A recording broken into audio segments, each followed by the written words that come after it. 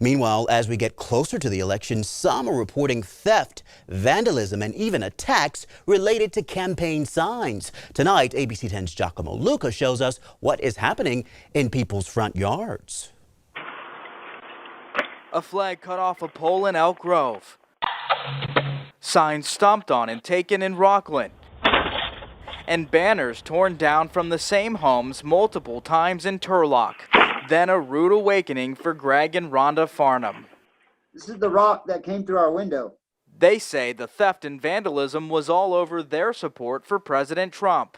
There's a problem in America when your right is violated in that form. Like, what happened to the days when we just agreed to disagree?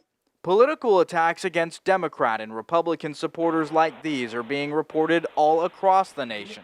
Unfortunately, voter suppression is a big part of the American legacy. For more context, I turn to UC Davis political science professor Isaac Hale.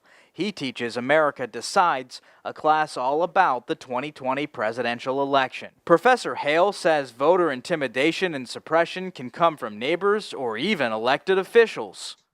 President Trump's call for his supporters to be poll watchers harkens back to voter intimidation efforts in the 1980s. The announcement from Texas Governor Greg Abbott last week to limit ballot drop boxes to one per county, regardless of how many people live there, are examples of the government attempting to step in and influence the ability of people to vote as well. And I think we should view all of these activities with deep concern. While political tensions are running high, Jim White of Elk Grove says there's room for civility during this heated election season.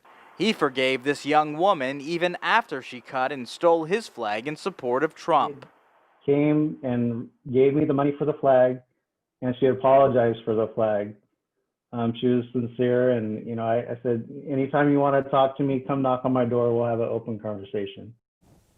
And we should note, stealing or vandalizing political signs or other materials is a crime. Doing so could leave you with a fine or even jail time.